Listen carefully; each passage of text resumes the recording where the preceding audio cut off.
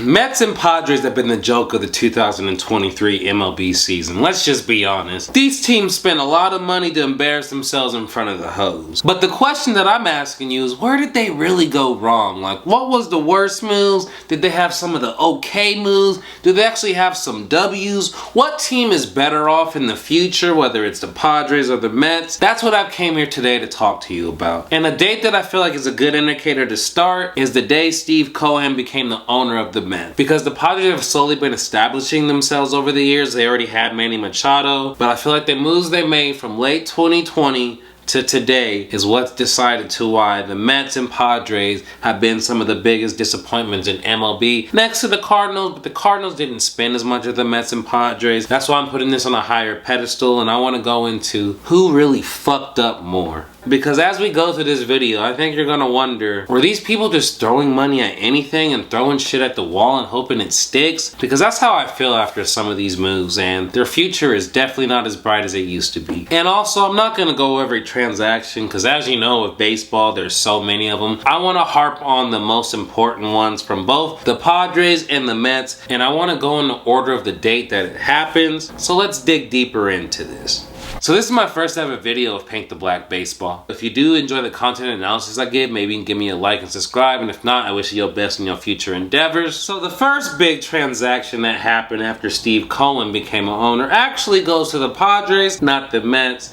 And the Padres acquired Blake Snell. And I'm just gonna be on record, this is a massive W for the Padres. Blake Snell may very well be the 2023 NL Cy Young. But the trade goes, Blake Snell was acquired from the Tampa Bay Rays for Luis Patino, Francisco Mejia, Blake Hunt, and Cole Wilcox. Now, Blake Hunt is the 29th ranked prospect for the Rays, and with an overall grade of 40, that means he's projected to be a backup. He is an afterthought in this trade, let's just be honest with you. And if you look at his stats, he has 100 WRC plus in AAA, which is league average. That's what he is. Now, a more established prospect in the trade would be Cole Wilcox. Cole Wilcox is the 12th ranked prospect in the Rays farm system. He has a current grade of 45, which projects as a number 5 starter. And if we take a look at Cole's stats, he has an ERA over 5, a FIP and a high 4, close to a 5. So he hasn't had the best season, but he's projected to be a number 5 starter, so maybe he figures it out. But as of right now,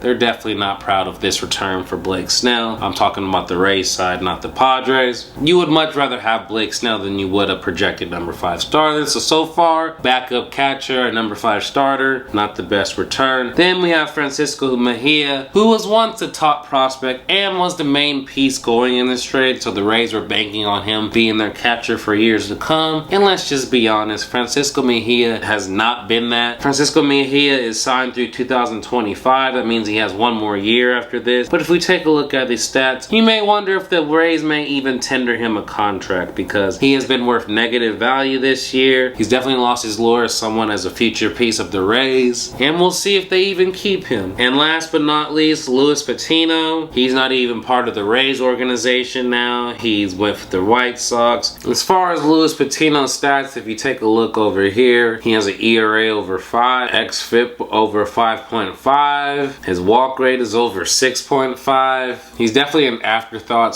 / organizational depth at this point as a reliever. What they have to look for a return from Blake Snell was a number 5 starter, backup catcher, and a catcher they may be non-tendering after this season. This was definitely a massive W for the Padres, and Blake Snell is a pending free agent. The Padres have said that they are looking to shred payroll, not expand it, so he may be leaving and being a draft pick acquired. But even if he leaves, they still won this trade because, like I said, they didn't trade anything of value at this moment for Blake Snell. So this is a W for the Padres, even if they don't sign Blake Snell in the offseason. So if we take a look at Blake Snell's stats this year, he may be currently winning the 2023 NL Cy Young with a 2.25 ERA, a WAR over 4. He does have a high walk rate, but when you're delivering like that, it doesn't really matter. The point is, he's been everything the Padres have wanted and more. And even if he leaves this free agency, this has overall been a major W for the Padres. Next up, we have another Padres transaction. On December 28th, they signed Ha-Seong Kim to a 4-year, $28 million contract with a $5.25 million posting fee. He's signed with them through 2025. He's a free agent in 2026. And when you take a look at Ha-Seong Kim's stats, he keeps getting better each year. He's produced over a 4 WAR this year, and with a nearly 12% walk rate, you can't tell me this hasn't been a bargain for the Padres. And if he continues this, I can actually see them extending him. But you never know. The Padres did say they wanted to shorten their payroll going forward, but Ha-Seong Kim has definitely been worth it for the Padres. So next up we have the Mets, and we all know this trade. It happened January 7th, 2021. Francisco Lindor, along with Carlos Carrasco of the Guardians, was traded to the New York Mets for Andrés Giménez, Josh Wolf, Isaiah Green, and Ahmed Rosario. But as we all know, Francisco Lindor signed a 10-year, $341 million contract. So let's just talk about that when we're talking about this trade as well. If we look at the contract, Francisco Lindor is signed until 2032, which when he'll be 38, and he has a base salary of $32 million every year.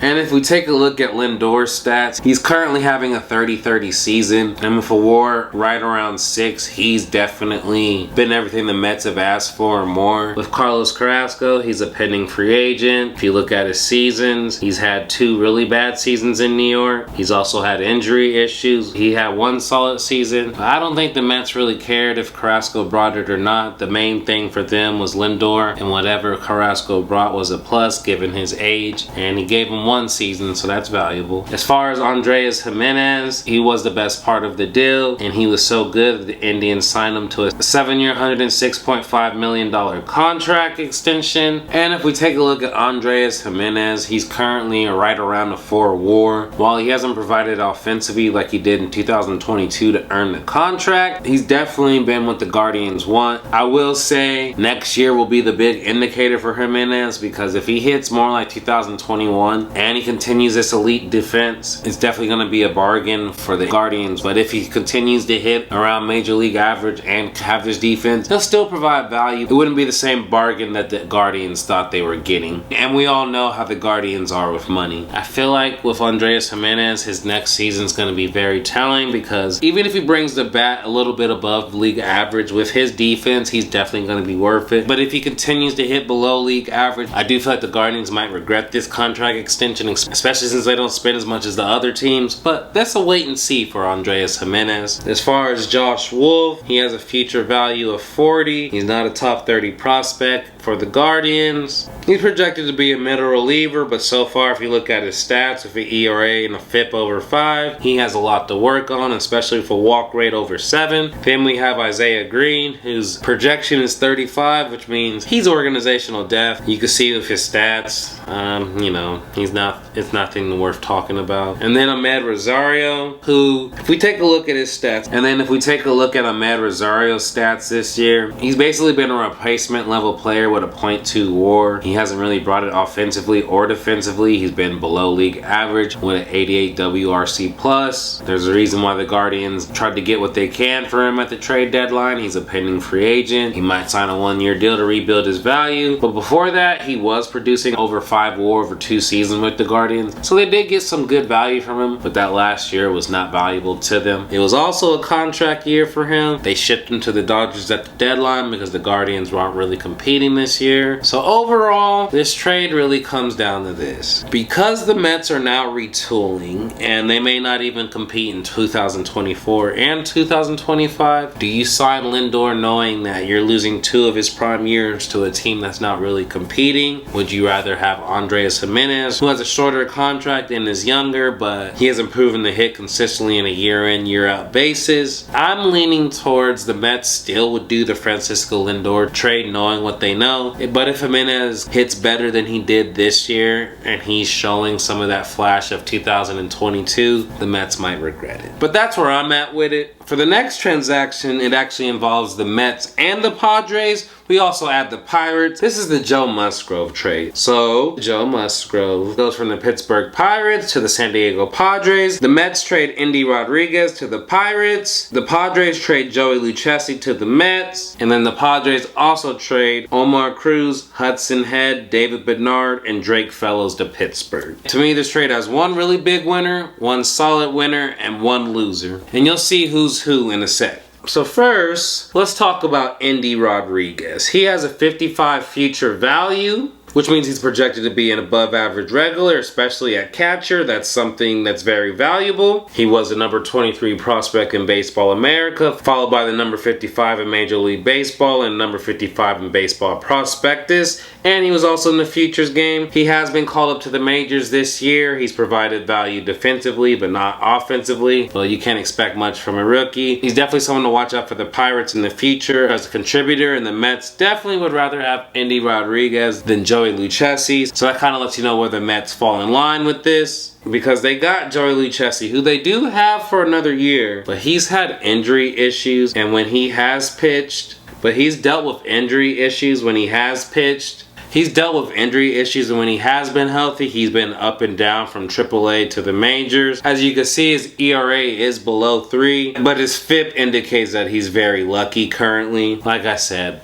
with the Mets retooling, they would much rather have the catching prospect in Endy Rodriguez than Joey Lucchesi. Now, as far as the Pirates return, Hudson Head projects as a future bench bat, and as you can see in high A, he had a 93 WRC+. There's really not much to talk about. He's not a top 30 prospect, neither is Omar Cruz. Omar Cruz is organizational depth, and you can see why when you take a look at his stats. With an xFIP over 5.5, him making the majors is an accomplishment. Now the reason why I feel like the Pirates are somewhat winners, David Bednar, who is a 2-time All-Star. The Pirates have him signed through 2026, and if they want, they can move him for pieces as well if they can extend him. And if we take a look at David Bednar's stats, he has an ERA in the low 2s, a WAR over 2, a FIP at 2.5. The xFIP is a little high, but either way, this guy is proven to be an elite closer year in and year out with the Pirates, and he continues to improve. That's the bright spot.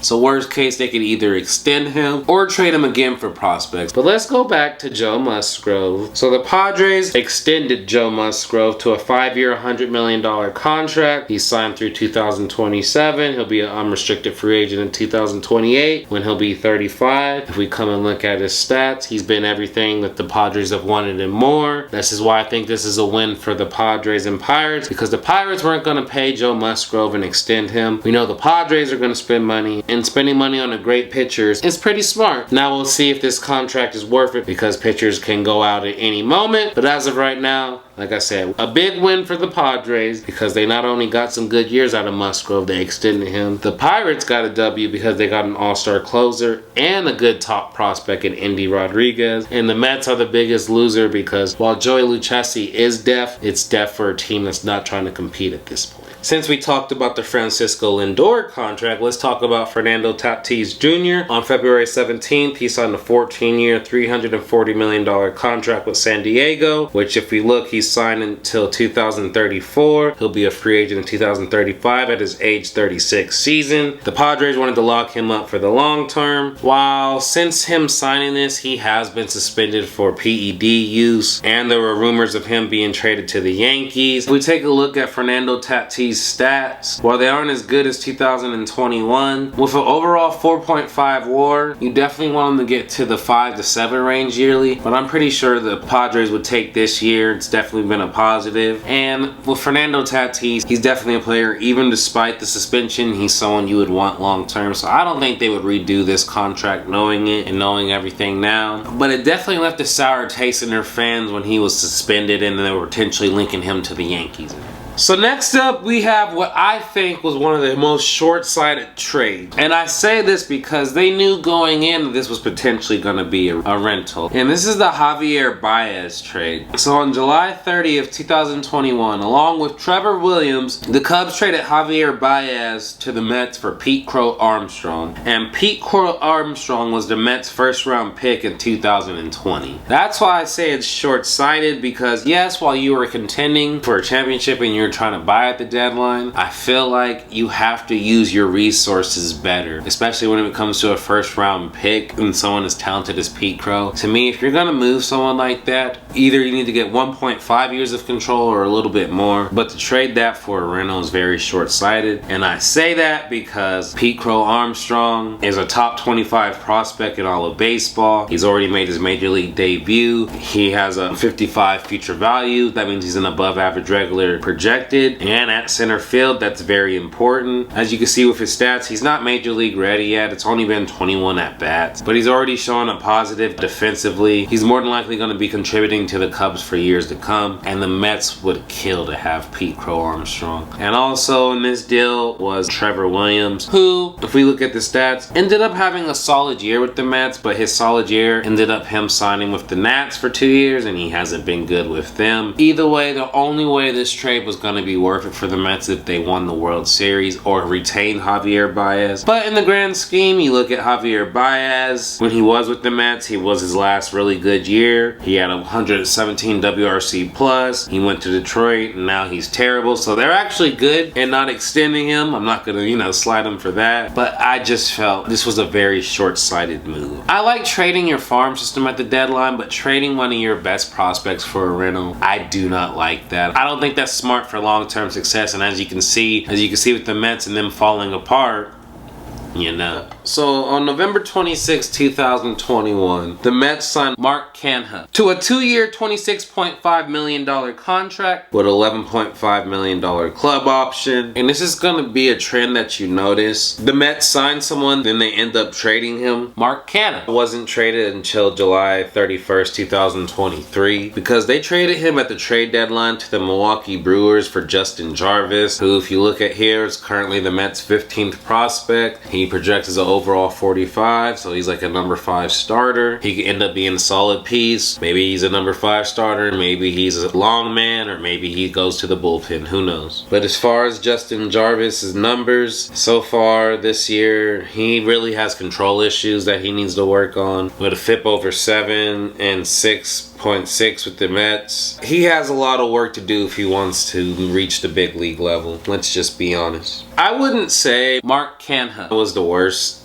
signing, because you're not going to get mad at a 2-year deal and they were trying to compete, so it is what it is. But it's going to get worse as we go into it. But if we take a look at Mark Canha's stats, he was really good in 2022 with a 2.7 WAR and 126 WRC plus. This year he's still above league average, but not as good. Either way, he's definitely been worth the contract, so like I said, I'm not going to hate on this one, and we can move on. So the Mets really sold hard at the deadline in 2023, if you didn't know. I'm going to talk about the signings, and then we might as well get to the trade, because we know both are going to happen. That's why I'm going this way with it. If a player is signed and traded eventually by this video, I'm going to just do it together. It makes more sense. But a contract I will hate on. On November 26, 2021, the New York Mets signed Eduardo Escobar to a 2-year, $20 million contract. As you can see, he is a member of the Angels in this photo. His 2022 was solid. He had a little bit above league average, provided 2.2 WAR, but he fell off a cliff this year to where he's provided -1 WAR total this year. Eduardo Escobar was traded to the Los Angeles Angels on June 23rd, 2023 for Landon McCord, who projects as organizational depth. He's a 33 ranked prospect for the Mets. As you can see with his stats, there's nothing to write home about. And then they also got Coleman Crow, who is the 29th ranked prospect. Coleman Crow has a 40 grade, and as a starting pitcher, he projects his swing spot, potential starting pitching depth, like a 6 or 7 starter, or maybe he might even convert into reliever. In that instance, he might be in the 7th, 8th. His future is still up in the air. If we do take a look at his stats, while it was only 24 innings, the innings that he did give was really great, with a xFIP under 3 and an ERA under 2. His K rate was 11.63 and a BB at 2.25. I do think he's someone to watch going forward. He may be able to elevate to a number 5 or number 4 starter. We'll see. So yes, the Eduardo Escobar deal was bad for the Mets, and they ended up having to salary dump him. They got 2 prospects, one that's organizational depth and one that has a little potential to add something to the Mets. But either way, this goes to show why you don't sign every player on your roster over 30, because it could turn bad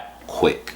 Next up, we have the Mets. On November 27, 2021, they signed Starling Marte to a 4-year, $78 million contract. And if we take a look at this contract, so he signed until 2025. It's his age 33 through age 36 season. And Starling Marte has produced negative WAR in the 2nd year, and he still has 2 more seasons. This is what I mean when the Mets were just throwing money everywhere, because yes, you want to keep some veterans. When you're going to sign sign someone past the age of 30, you want it to be in a really elite player. And while Starling Marte was really above average, he never had a good batting eye, and I feel like the people without good batting eyes do not age that well, and you can clearly see he's already declined defensively, and now he's bringing nothing offensively. So maybe he could bounce back, but this contract's a disaster. That's why they couldn't even trade him at the trade deadline. They're gonna have to most likely eat this contract, and with the Mets retooling, he's just gonna, you know, continue to be out there probably until the last year where they can just cut their losses. But he could always regain himself, but as of now, this contract is a major L for the Mets.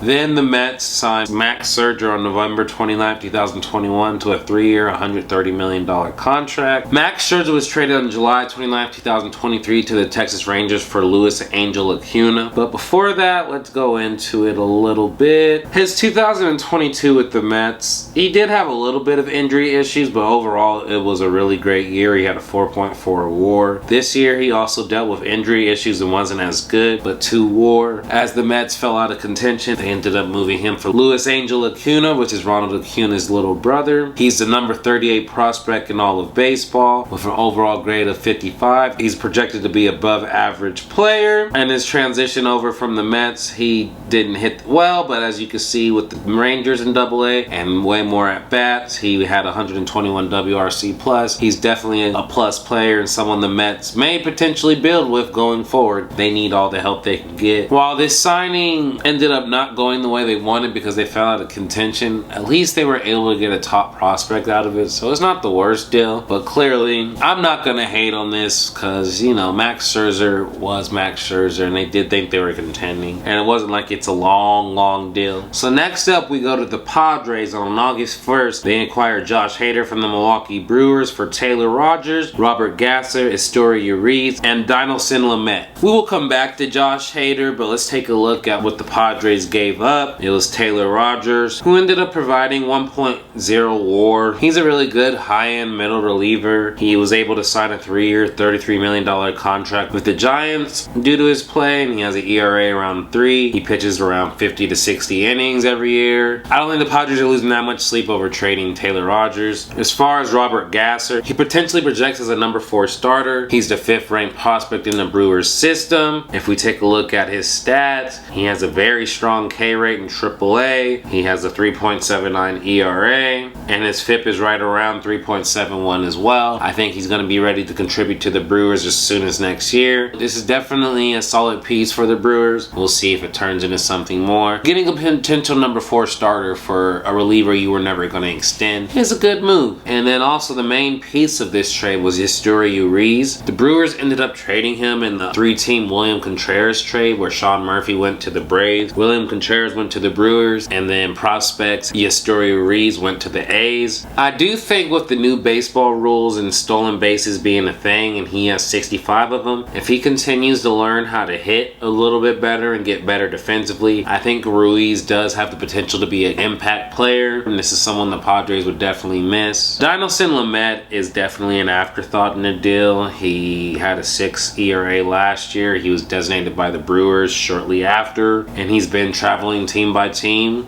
Has an ERA over 11. His career may be over, so an afterthought. But let's take a look at Josh Hader. In his first season with the Padres, he was very unlucky with his ERA. His FIP showed that he should have been around a 3.45 ERA. Regardless, he's bounced back this year in an elite way. He has a 1.16 ERA. But if we take a look at his contract, he's a pending free agent. The Padres just said they want to keep their payroll around $200 million. They're currently at $240 million. Is Josh Hader going to get extended? Most likely not. I do think this is a trade the Padres would love to have back. Gasser would be a potential rotation piece, and Ruiz would be a great outfield option for the Padres, especially if they're going to lose Josh Hader for what would just be a draft pick. This is one of the ones where the Padres may want this back. But if they do extend Josh Hader, I take everything back. But I'm just making this off the base that they said they want to limit their payroll, and chances are if you're trying to limit your payroll, you ain't going to sign a closer to a big deal. Because Hader's going to sign a pretty hefty contract after a year like this, so if things change, I'll eat crow, but as of now, I think the Padres would rather have not done this trade and have kept the prospects. Now the biggest trade of all the trades that happened today, the Juan Soto trade. So Juan Soto was a member of the Washington Nationals, and he was traded along with Josh Bell for Mackenzie Gore, C.J. Abrams, Robert Hassel, James Wood, Harlan Susana, and Luke Voigt. Originally it was going to be Eric Hosmer, but he used his no trade clause, so they instead inputted Luke Voigt. Not like it really matters in the grand scheme, but just wanted to let you know. As you can see with Juan Soto, they currently have him for another year in 2024, then he's a pending free agent. And we all know Juan Soto declined a major offer from the Nationals. That's kind of why they traded him. He's looking to obtain $500 million, and if the Padres are saying they don't want to spend, they may have to trade Juan Soto this winter. But if they do not extend Juan Soto and they made this trade, this could be a really damning move for this franchise. But let's go look at the return before we look at Juan Soto's numbers. So Josh Bell, in his time with the Padres, he didn't really hit that well. His numbers were carried by the first half of the season. It earned him a contract with the Guardians, where he hasn't hit well either. He got traded to the Marlins, where now he's hitting a little bit above league average, but he's so bad defensively that his value is around .4 WAR. Josh Bell's an average major league first baseman at this point. Mackenzie Gore is an elite pitching prospect. While he may not have delivered the best stats this year, but the potential you can see is there with the K rate over 9.97. His FIP is at 4.9, which will definitely need to improve, but I will say Mackenzie Gore is someone that you need to look out for. I've seen him pitch. He's very impressive. I do think he puts it all together eventually if he stays healthy. C.J. Abrams was a top prospect as well. He brought 2.2 WAR value this year. He hasn't hit enough to really justify being like, oh my god, we missed out on C.J. Abrams. It's not like he's bringing it defensively right now, but he's only 23, about to be 24. I do think the Padres would have rather kept C.J. Abrams instead of signing Xander Bogaerts to this big deal, which we're going to talk about later. But I just don't think the Padres really ever had a plan when they came to these trades, planning out their future. Just from looking at all these trades and what they could have potentially had and saved money, they went all in and started spending more money, and it was aggressive and reckless. Robert Hassel III is the 8th ranked prospect in the Nats farm system. With an overall grade of 50, he projects as a major league regular. If we take a look at his stats, while he did not have the best season overall, he did play the season the majority of the year at age 21, and he does need to improve if he wants to be a major league outfielder, but the tools are there. Now, James Woods is a top 7 prospect in all of baseball. This guy is a potential stud with a grade at 60. That means he's a plus player. This guy has the tools to be a star. He was one of the main pieces of the trade along with Mackenzie Gore. C.J. Abrams, I would consider the 3rd biggest piece. But either way, when you trade for Juan Soto, you're going to be giving up a ton. And then if we take a look at James Woods' stats, you can see in high A, he had a WRC plus at 155. And then in double A, he still had 124. This guy's going to be a force to be reckoned with for years to come. And then next on this trade, we have Harlan Susana, who currently projects as a number 5 starter. He's not expected until 2025. He's a 12th ranked prospect in the Nats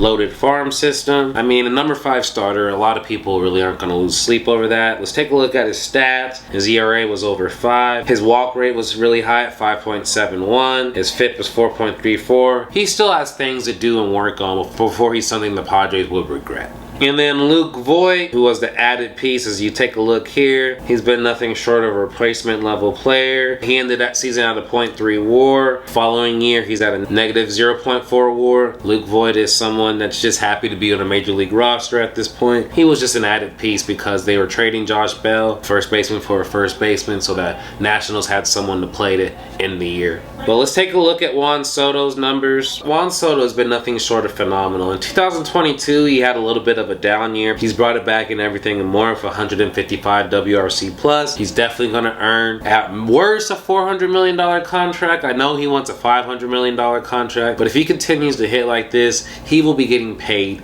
next year. Whether that's with the Padres or someone else, that's what we'll see. But this trade really is a decider on if they extend Juan Soto. Great. If they end up trading him this offseason, hopefully they're able to get enough back. But it all depends on how they treat this Juan Soto situation. Because if they just let him walk as a free agent and you only get a draft pick, they lost this trade majorly.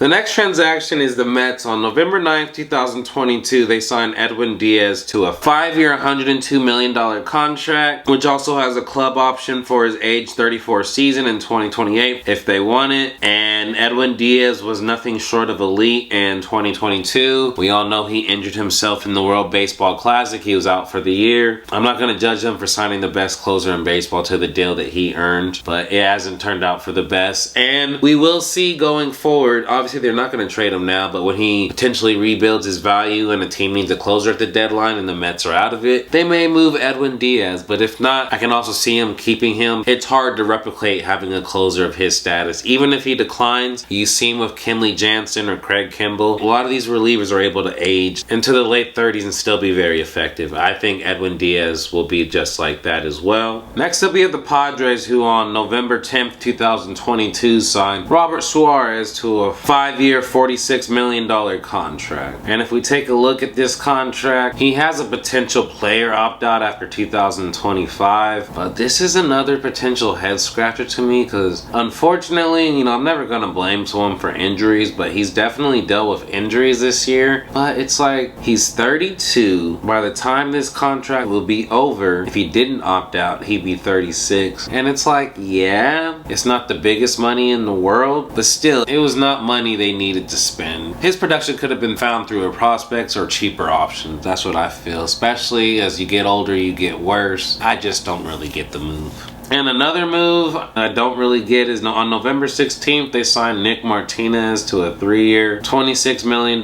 contract. But the first year was $10 million and they have a club option for $16 million. Obviously, since the Padres said they're gonna cut back on payroll, they're gonna decline this. But I didn't even get it from the start. If you take a look at Nick Martinez's numbers, his numbers are really good because he's a swingman. But I don't think it's worth $16 million when you're not providing like at least 2 WAR value. At max, he's providing 1.1 WAR, so I feel like they're going to decline this option. This one's not a biggest deal because it was potentially a 1-year deal, but still. So on December 7th, 2022, the Mets signed Justin Verlander to a 2-year, $86.6 million deal. So on August 1st, 2023, the New York Mets traded Justin Verlander to the Houston Astros for Drew Gilbert and Ryan Clifford. After a somewhat average season with the Mets, he did end up making it a better overall season with the Astros to have an overall season of 3 WAR. As you can see, the Mets are eating a big portion of this contract. His adjusted salary is $22 million in 2024 and a vested option of potentially 17.5. But what the Mets got in return is their number 2 ranked prospect in Drew Gilbert, who's the number 52 prospect in all of baseball. If we take a look at his stats, he's showing why he's a top prospect. That's a 167 WRC plus, even though it's 154 at-bats, that's really impressive. They also received Ryan Clifford, who's the number 6 ranked prospect in the Mets farm system, and with a rank grade of 50. He currently projects to be an average big league regular. That'll most likely be at outfield because Pete Alonso's at first base. If we take a look at his stats, he's currently in high A. That's why he's not projected until 2026. He has a long way to go, but he's certainly hit to expectation. Maybe not so far with the Mets, but that's only 140 at bats, so nothing to judge. So a good return, but they're definitely eating a lot of this contract. I'm not gonna hate on the Mets for signing Scherzer or Verlander because they were really trying to make this splash move and they weren't long-term moves. But it just goes to show, like, whether it was those signings, Starling, Marte, Canha, who I'm about to talk about, all of these people are over the age of 30 or late 30s or even in 40s. That's the issue. When you sign that many veterans, so one, they're not going to stay healthy, and then 2, regression comes quicker with older players. On December 7, 2022, the New York Mets signed Jose Quintana to a 2-year, $26 million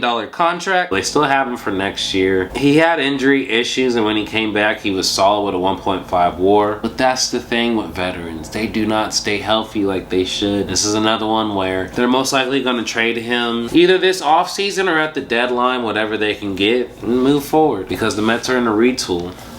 So on December 8th, 2022, the Mets signed Brandon Nimmo to an 8-year, $162 million contract. While Brandon Nimmo has definitely been worth it, the Mets are going to be retooling for the next 2 years. That's his age 31 and 32 season. That's his prime years. I don't think the Mets would have signed Nimmo to this if they knew they were going to retool. While I do think Nimmo is good, signing him until 2030, his age 37 season, things can turn sour real quick. And as you can see, he's already started to decline defensively. But if they move him to left field or right field, his glove will get better. But I don't think he's going to age gracefully at center field. They may have to move him off by this time next year. So while Nimmo is a very plus hitter, I don't know if the Mets do this knowing they may lose 2 of his prime years to a retool year. On December 8th, 2022, the New York Mets signed David Robertson to a 1-year, $10 million contract. This one actually really ended up in their favor because they traded him at the deadline as well to the Marlins on July 28th for Ronald Hernandez and Marco Vargas. Ronald Hernandez, who projects as a backup catcher, he's the Mets' 20th prospect. If you take a look at his stats, he's not projected until 2026. He just reached high A and only had 39 at-bats. So maybe he can have a higher tool, but right now he projects as a backup catcher. But the main piece of this deal is Marco Vargas, who projects as an average regular. We take a look at Marco Vargas' stats. He only has 31 at-bats at single A, and he's not projected until 2027. He has a long way to go, and he could improve or decrease his value with that much of a time variance. So let's go back to David Robertson and why they were able to get this return. He had a really strong year, and the Marlins were in win now mode, so they were okay with trading. A prospect that was years away. As you see, David Robertson had an ERA at 3.13. He's definitely everything you want from an end of the game reliever. This is another W for the Mets, but these W's come knowing that they could have been a lot better off had they not gone for certain moves they shouldn't have. Next up is a contract that I think a team is going to really regret. I didn't even understand it the day it happened. You probably know what I'm talking about. It's the 11-year contract that Xander Bogaerts was given on December 9th, 2022. His first year. While he has produced 4.3 WAR, which is typical of Xander Bogaerts, how long is he going to do this for? He is signed until his age 40 season. And Xander Bogaerts, while he's finally gotten better defensively, for the vast majority of his career, he hasn't been a plus defender at shortstop. You know you're going to lose that at age. He may potentially have to move to second base or DH as he gets older. This is a contract where I feel like the Padres, had they had a plan and really thought things out, they could have just kept Ha-Seong Kim at shortstop and saved the money of signing Bogaerts to this, but instead they wanted to make a splashy move after not getting Aaron Judge. I understand pursuing Aaron Judge. He's a special talent. But this Xander Bogaerts was like, Aaron Judge turned us down, Trey Turner turned us down. We need something. I didn't understand the Trey Turner signing for them either. Padres just felt like they were making a move to make a move. I hope the Xander Bogaerts moves pans out, but having him until the 2033 season and paying him $25 million a year for it, I just don't think it's the best investment. We'll see. I may be wrong, but I don't know, man.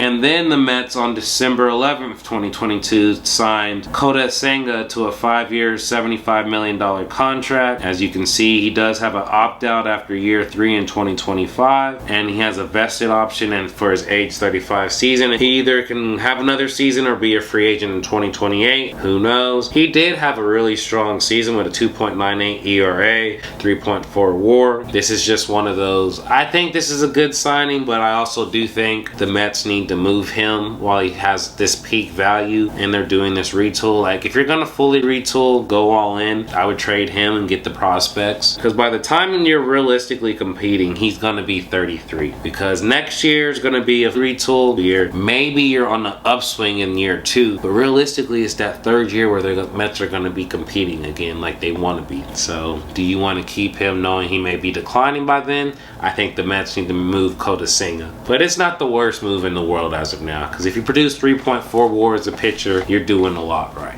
Now, on January 27, 2023, the Mets signed Jeff McNeil to a 4-year, $50 million extension, and he's 31. He has a club option in 2027 for his age 35 season. Jeff McNeil, he had a really strong 2022 where he had a 5.7 WAR, 141 WRC plus, which earned him this contract extension, but this season he regressed to a major league 100 WRC plus, which is Major League average. He produced a 2.5 WAR, but the Mets signed him thinking he would give anywhere from a 3 to 5 WAR seasons doing this. So if he is hitting late Major League average, this is another contract the Mets may live to regret. But Jeff McNeil is beloved, so I can see why they wanted to, and it's not like it's the biggest contract in the world, but the fact that he already regrets. The next season will be the biggest indicator. If he hits like that again, the Mets are going to regret this one. But if he goes back to it, I would potentially move him. That's what I'm saying. The Mets need to move all of these players over 30. They did not plan this team right and for the long haul. We see with the Atlanta Braves, they invested in their youth and their young players. That's how you build a team that's going to consistently win. What the Mets were doing were setting themselves up for failure. So next up, the Padres on February 9th, 2023 signed Darvish to a 6-year, $108 million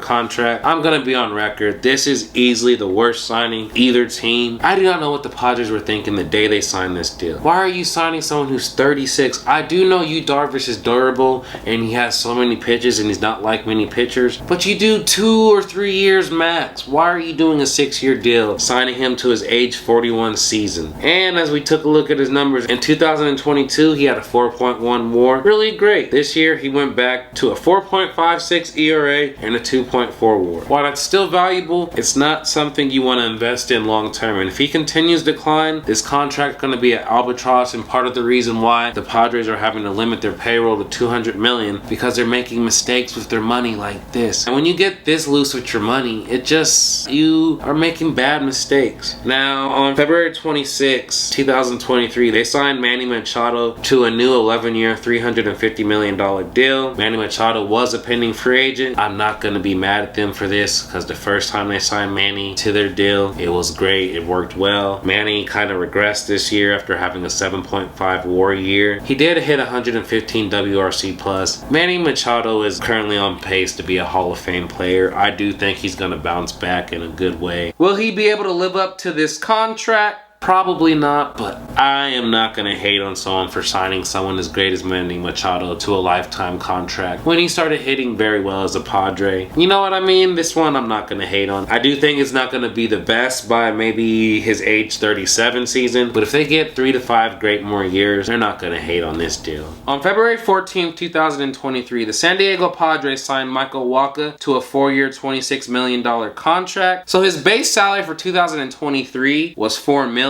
Because if the Padres exercises 2024 and 2025 $16 million club option, they have to do it prior to 2024, so he has to be locked in for both of those seasons. If the Padres decline, Michael Wacha gets 3 separate player options at $6.5 million in 2024, $6 million in 2025, and $6 million in 2026. But if we take a look at Michael Wacha's stats, his stats were good. He had an ERA at 3.39. His FIP said he was a little bit lucky. Either way, he was really good for the Padres, and with Blake Snell being a pending free agent and they're saying they want to cut payroll, I do think they'll bring Michael Wacha back for those 2 club options. If they do decline, Michael Wacha is going to leave, because with those numbers, he could definitely get more than $18.5 million over the course of 3 years. So this one is a wait and see, but I do think the Padres are going to exercise this option, as Michael Wacha was valuable to them this year. But a deal I will hate on April 1st, 2023, which the Padres wished it was an April Fool's joke, but unfortunately they signed Jake Cronenworth to a 7-year, $80 million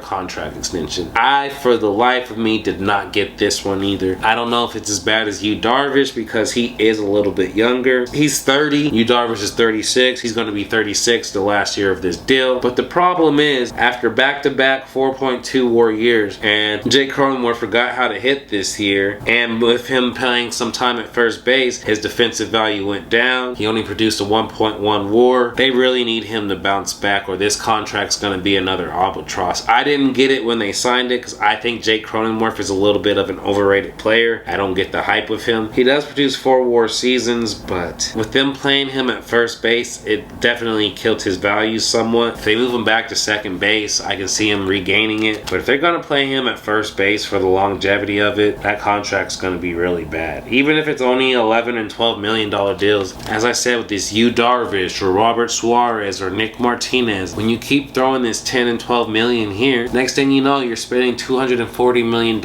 and you're not making the playoffs. playoffs. But now, let's take a look at the Mets cap situation. The mainstays now are Lindor, Marte, Nimmo, Senga, and Diaz. You also have Quintana. But when you take a look at everything they have, their active payroll as of now, and this is before arbitration, but they have $205 million committed going into 2024 before arbitration. And one thing I do want to say where the Mets made a huge mistake, the Mets made a huge mistake in not extending Pete Alonso before he would start becoming more expensive. You had all this money, you had the opportunity to extend your best hitter, have him along with Lindor for the long haul, and now you can still do it, but you already have your money tied in other things. And yes, they've dumped a lot of money and they definitely can extend Alonso, but if they don't extend Pete Alonso soon, that's a mistake, because that's someone you should keep as your franchise player, potentially retire his jersey. You don't let players as good as Pete Alonso get away. So I do want to bring that up. That is a miss on the Mets part, not extending him. And we look on this page, as far as arbitration, Pete Alonso is someone to talk about. Outside of that, like I said, we'll see if the Mets are gonna trade any players. I can see them staying pat this offseason as well, because they are in a retool. So as far as the Padres financial commitments, we have Xander Bogaerts, Joe Musgrove, Manny Machado, Yu Darvish, Nick Martinez, Michael Wacha, Fernando Tatis Jr., and Robert Suarez. As far as arbitration goes, they have Austin Nola and Juan Soto's last year, so you know that's going to add money. So as of right now, they have $171 million committed, but that's without arbitration, and we know Juan Soto's going to command quite a bit. And the Padres said they want to cut payroll to around $200 million. They also said they want to keep AJ Preller and Bob Melvin. Now, as far as top prospects go, the Mets are ranked at 11 with having Luis Angel Acuna, Drew Gilbert, Jet Williams, Ronnie Mauricio, and Kevin Prada as their 5 prospects in the top 100, while the Padres were ranked 9th at Ethan Salas, number 5, Jackson Merrill at number 9, Robbie Snelling at number 64, Dylan Lesko at number 67, and Samuel Zavala at number 100. So they both have strong farm systems that are right there in the top 10. But the issue is both of these teams could have had a well-oiled machine with elite top prospects and the resources to lock those people up long term. But they were so short-sighted in trying to win now and make that flashy big move that they weren't actually constructing great rosters. They were just adding talent, and they were adding aging talent at that. When you add so many people like that, injuries are going to happen, the decline's going to happen, and then you have a result, the embarrassing teams that we do have with the New York Mets and the San Diego Padres. So as far as what team I would rather be going forward, it depends on the Padres if they sign Juan Soto long term, and if they still have these money issues where they want to keep the payroll around 200 and they no longer want to commit to winning, I would definitely want to be the Mets. But if they sign Juan Soto long term, and this is only for this season of them being around 200, then I would be them. And with the Mets, I need them to, are they fully committed to the retool? The Mets announced David Stearns as their new top baseball executive. Stearns was previously the Brewers GM. He's been highly regarded, and now Stearns will oversee all of the Mets baseball operations department. It was also supposed to include Billy Epler, who was the general manager, but he had to resign due to MLB investigating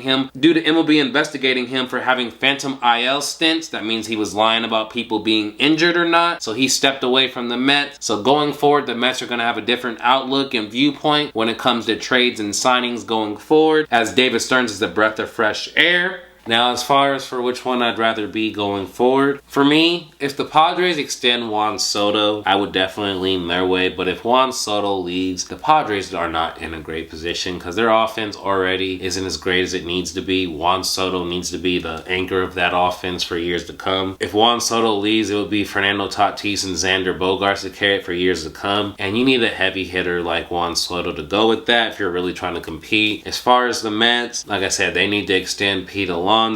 They also need to figure out, what are they really going to do? Are they going to fully retool? Are they going to half-ass the retool and keep everyone? Because if you're fully going to retool, I would trade all of those players over 30. Maybe let some of them rebuild their value, but if their value is high, trade them right now. Commit to it. Lock up your young talent if you can. Maybe even Francisco Alvarez if you believe he's the real deal. Those are the moves that the Mets and Padres need to make. Seeing as the Padres may not sign Juan Soto and Billy Epler is a breath of fresh air, and AJ Preller has been here and hasn't constructed a consistent winning roster now. I'm leaning towards more the wanting to be on the Mets side going forward, and Steve Cohen is going to spin when the time comes. The Padres may be burned from spinning like that again if they fail. Who knows? Both of these teams have had years that they would love to forget. You guys let me know in the comment section, what team do you think is worst off? What move do you think made them the most worst off? How short-sighted were they with signing all these veterans? With Paint the Black Baseball, you're going to get consistent analysis, so make sure to subscribe, turn on the notification bell for all my videos so you can like and participate in the comment section. I hope you have a great day.